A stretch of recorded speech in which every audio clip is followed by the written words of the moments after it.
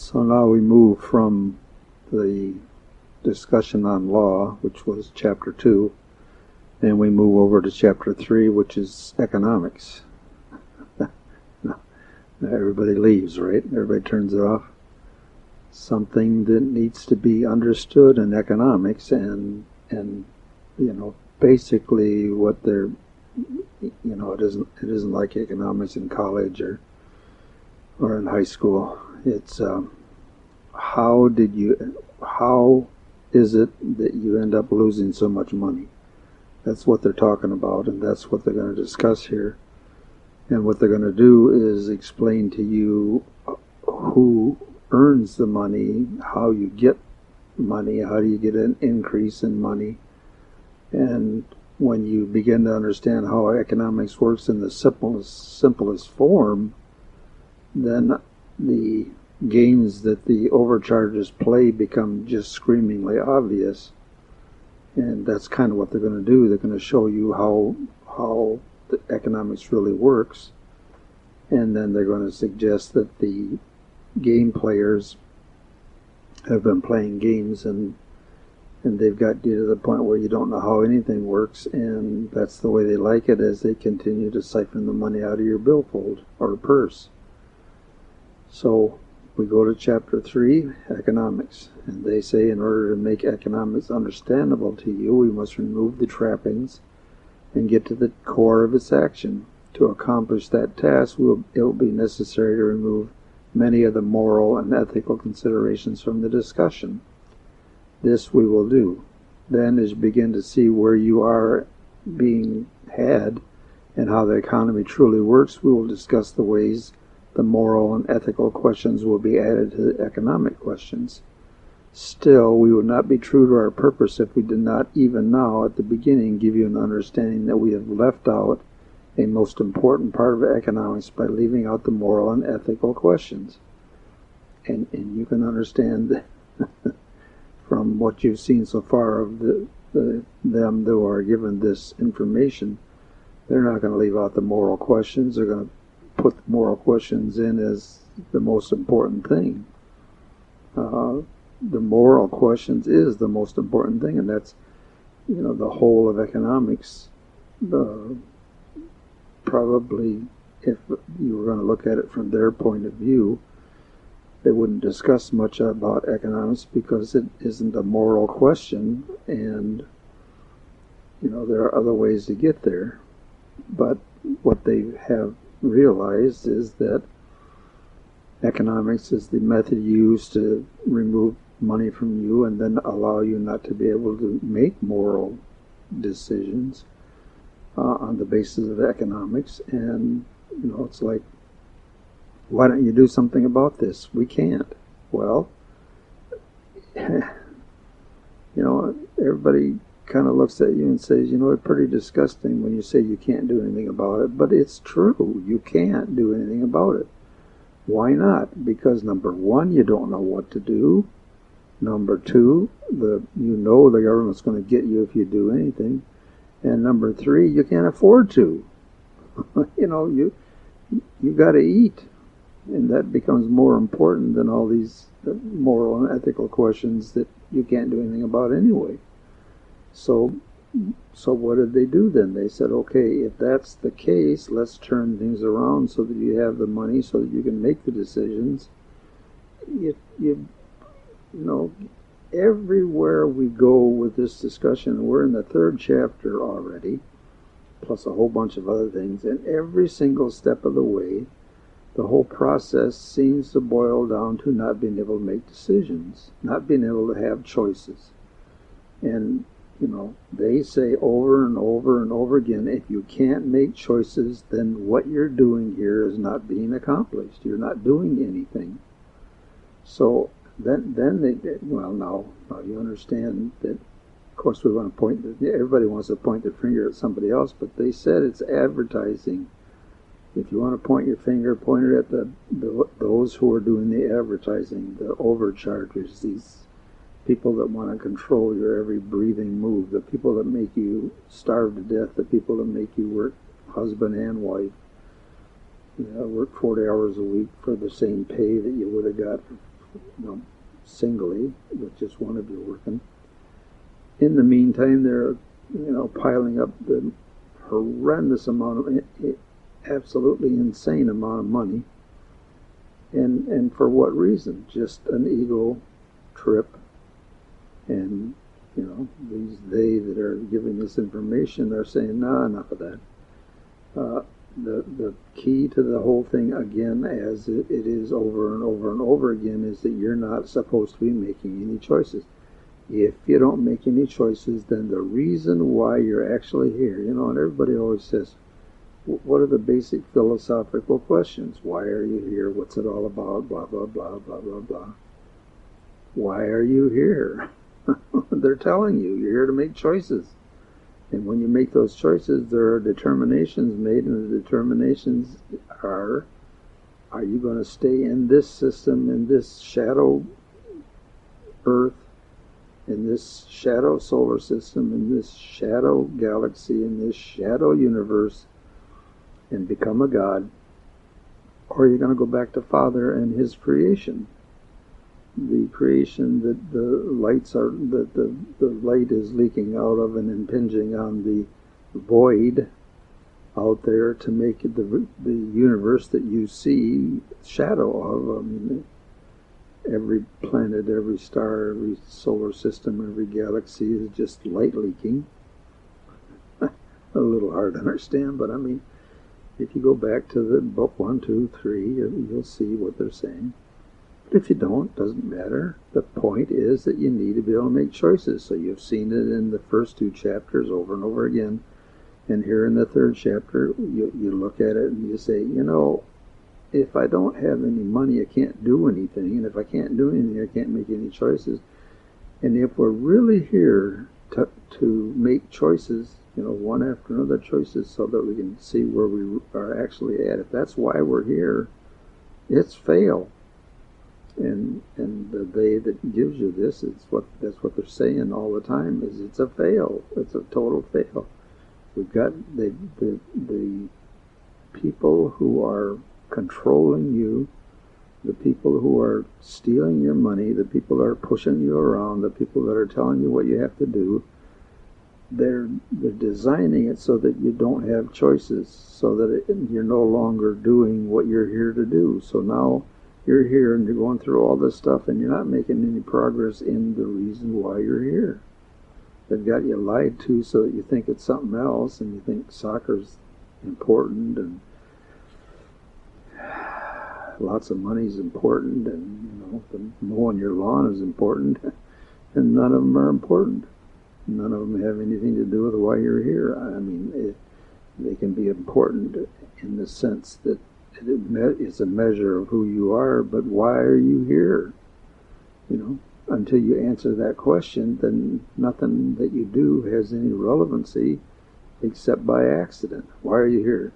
You're here to make choices. What does that mean? That means you're here to make choices. And one of the things they say in economy is that if you can't make choices because you're broke, then that removes a lot of what it's all about for being here. So they go on and say, now that give you clues to the fact that this is important. It's worth studying a little bit. It's worth understanding. They say to best understand how economics works, it is necessary to use a closed system. What do we mean by that? We need to see economics in just one place. After we see how that one place works, we can then add the effect of other places, to the economy, and of course, then also add the moral and ethical questions to the economy. And that's kind of the deal they've got, is that you add all these things later, but let's get down to the bare facts. So they're going to have just one place, and they're going to teach you how economics actually works. And then they're going to, and as you begin to understand how economics actually works, then you begin to understand, oh, now I see what they're doing. Now I see how they're taking, and as you begin to see how you're being taken, what the method is, then every time, if they come up with some new little trick, you can see it. So they go on and say, then as that is accomplished, then as we end up with a single place to take a look at economics. When we get that done, then they give you what they're going to do is give you an imaginary country, and they're going to close the country to any foreign trade and remove any moral and ethical questions from the example place for the time being. Okay, so that makes it smaller. We're not trading with any other country. We don't have any other country. It's only this country, so that's the way it is. And they say in this imaginary country there are 100 families that were just dropped here, and they're getting settled in this place. These 100 families have nothing of their own, having just washed ashore after a shipwreck. Okay, so now we have people, but we got nothing else. There's no wealth in this group. As humans are wont to do, some begin to look around and see what they had to do to survive. Well, of course. You got 100 people, and you're going to have to eat. Now, you just got washed ashore, and, what do we need? That's pretty logical. The first man saw trees and gathered his 10 sons and their families together, and he said they are now tree owners, and anyone who wants wood to burn or build will have to talk to him and his family. They were big men, and very few were inclined to argue with them, so they become the wood workers, if you want to call them that. So they began to gather the wood that was on the ground and get it ready for firewood. So now part of this group of 100 had laid themselves out as wood people, and they gathered firewood, and now the people were warm. They didn't have any shelter yet, but they were warm. So this family had actually used natural resources to their advantage, and they had the knowledge to use it. Another man and his 7 sons found good bottomland and claimed it for farmland. They were farmers where they came from, and they knew the trade. Most of the rest of the people were more than happy to let them do the farming. This second family now had also found resource and was beginning to use it. 2 other men and their families decided to set up a blacksmith trade and began bargaining with the tree family for wood to make axes, and other families for the iron that was plentiful there, so they could they're blacksmiths, so of course they can make axes, and they have the wood handle. So some other of that group became miners. So now we have the wood people, we have the blacksmith people, and we have the miners, and we have the farmers. And of course the farmers promised that they would give food to the blacksmiths and the tree people if they'd let them, make a plow, because they're saying, hey, we can make we can do a lot more food if we have a plow. So, and on it goes. It's pretty obvious how this is going. The people that can see, obviously, plow would be much better than the hose they were using. So yes, everybody agreed. We're going to get, then they have hunters.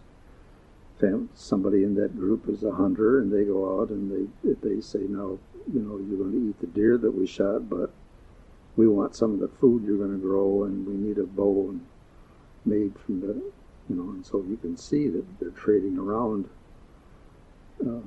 And this hunter group also has taken the things that were available out there and used their knowledge and began to do trading. So you have these different groups, and they're all pretty much doing the same thing. The wealth that they acquired by promise, they didn't have money, but they got promises, and that's good enough. They got to survive. So the wealth is equal to natural resource, knowledge, and labor.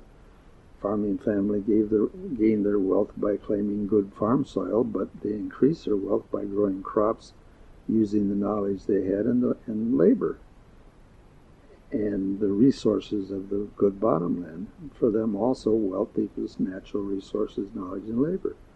The mining family found iron and mined it, and for them, again, wealth equals natural resources, knowledge, and labor.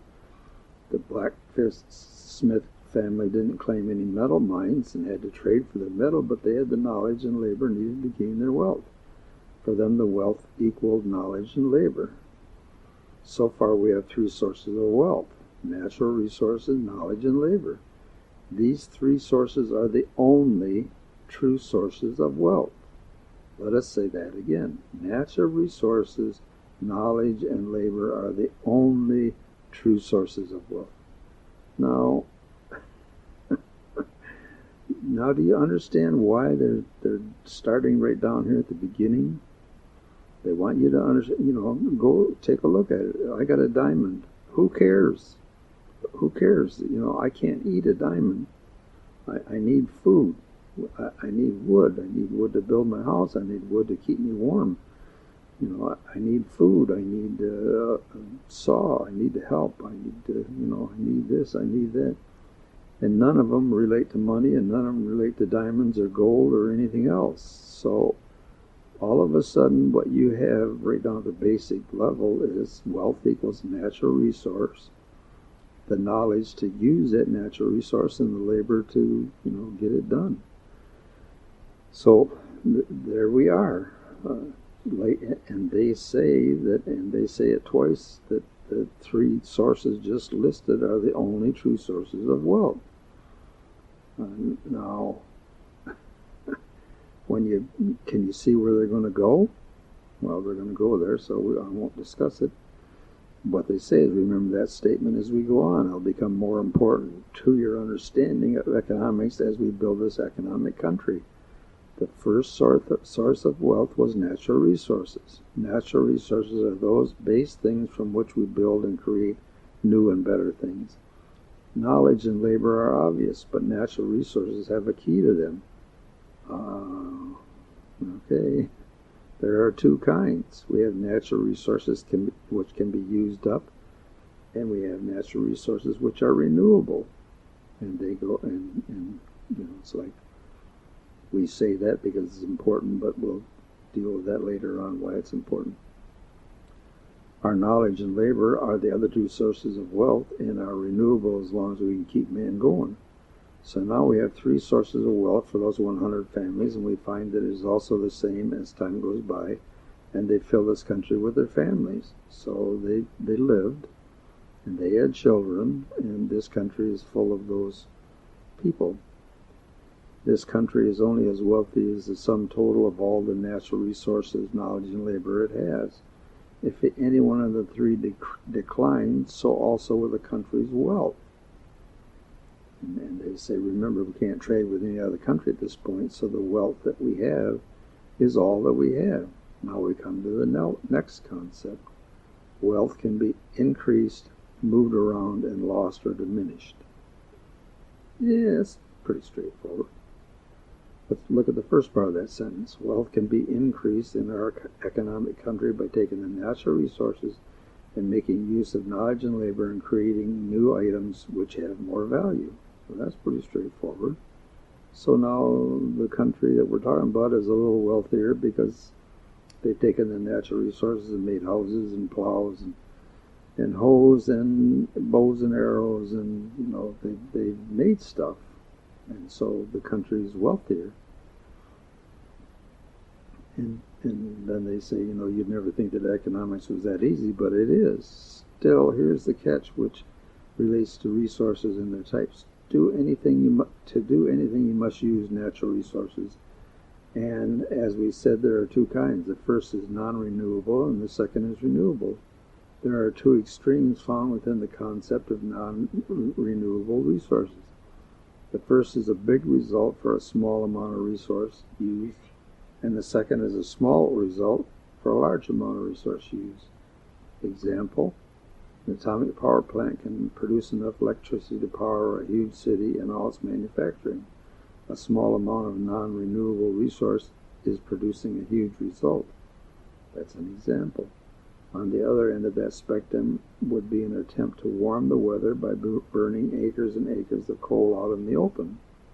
A large amount of non-renewable resource producing a small result. The point? Remember, when you are dealing with non-renewable resources, they are all going to be gone someday. The four questions then become: how much do we have? How fast are we going to use it? what are we going to make with it? What is the value of what you're making with it? And what are we going to replace it with? Looking at it that way, you can see that we're going to be spending our non-renewable resources. The focus in economics is to lose or spend as little non-renewable resources, which is wealth, equals wealth, as possible. To accomplish this task, we must use resources in a way that gives us the most result for the least loss, or use the resources that are the most plentiful or the most replaceable. We understand that those who think they will be leaving by faith and those who don't believe in reincarnation yet might not be too concerned. The point is, do you understand what they said there? You think that you live, you're a tree, you live, you have acorns, and you die, and when you die, you're gone. If you believe that, don't care. Who cares? You know, you're 50 years old. You only got a few years to go, and you're going to be gone. And what they say is that that group of people, they're just not going to be terribly concerned. And what they then say is the point is that reincarnation does exist, and we are going to run out of non-renewable resources in your lifetime. One of your lifetimes anyway. Now what did they say? Reincarnation does exist. You are going to come back. You're going to come back using up your resources. You're going to come back with limited resources if you don't pay attention to what they're saying. So we have a limited amount of resources that become even less as we use them. These resources are equal to the wealth of the country we're building. In time, you will spend all this wealth, and were this the only wealth in the example country of ours, it would become very poor. Now comes the second kind of resource. We have the availability of renewable resource. Since we are at this time only aware of a couple sources for renewable resources of any significance, those sources will be our focus. The sun, or more correctly, the small amount of energy from the sun that is captured by our planet is one of those sources. It's renewable.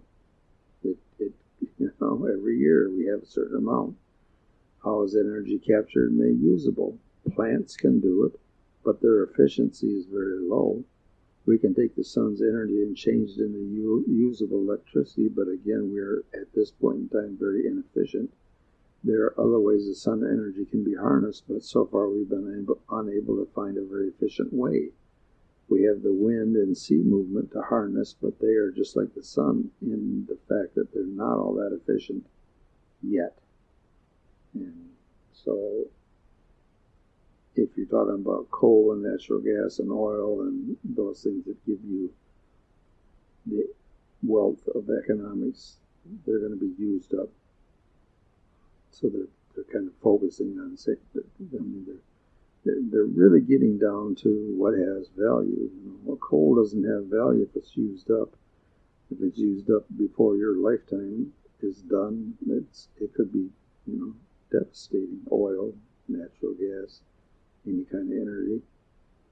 If they were to find a source of it, like they could figure out a way to harness 50% of the sun's energy that impinged upon the earth at any given place, well, that's it. That'd be the end of it. We'd be able to change it to electricity, and we'd have electric cars and electric heat and electric houses, and no problem. But right now, that isn't the way anybody sees it, because they don't realize that we're spending our natural resources. We're spending it hand over fist, and we'll run out. When we run out, we're going to do something. If you realize that that's what's going on now, you can kind of stave it off. But while you still got the wealth, the development of renewable resources would sure be high on the priority. And if you go back to the interesting part about this is if you go back to the part on taxes, the people that got $400,000 started paying to the federal government a percentage of the income up to $1 million a year in wages or income of any kind, and then after $1 million, all the money was taken away. Where'd it go? Went to the government, our government, to pay off the debt that wasn't the Federal Reserve or the wealthy in this country that stole the money from us, but to pay off the people in other countries that borrowed money or loaned us money, if you want to look at it that way. And then what after that? You get to pay it off. I mean, you end up paying however many billion the first year, and your interest goes down. And so now, if everything stayed exactly the same, you pay that same billion plus, you wouldn't be paying the interest, and so all of a sudden you'd be paying even more. And the more that you paid would mean there would be even less interest, and pretty soon you wouldn't have a federal debt. Okay, what did they say? They said then the money would be turned over to research and development. Federal government research and development to find low cost or free renewable energy. That's what they said. So, way back over there, I mean, it's not as though they didn't see this over here, but there's a connection. That's why they tell you to read the whole book for. There's a connection. What are they going to do with the money? They're going to find renewable, cheap, maybe free energy. Renewable. And what is the thing that makes you wealthy in this country or any country? Renewable energy that's free. Oh, see? You understand? You're just think of how much of your paycheck is paid for energy. You have gasoline, you got heating of your house, you've got to pay for your house, you've got oil for the car, you've got all the food and stuff that's brought to your town is hauled by vehicles that are using gas or fuel oil and oil. You understand? All of this stuff, they're using it all up, and you're using it by the ton. And if all of a sudden energy was electric and free, or whatever system that they want to use, and free or low cost, the cost of everything goes down. And immediately your cereal costs less, and your coffee costs less, and your food costs less, and in order to build a house, that costs less, and everything starts costing less. And the less things cost, the more money you have in your pocket. And nobody sees it that way because it's always, your focus is always on what you're paying. You never pay any attention to, look at how you live your life. You never pay any attention to the pennies. You just have to pay for, it was $2 a gallon for gas and now it's $3.50. You do it. Why? Because it's just a little bit, just a little bit, just a little bit.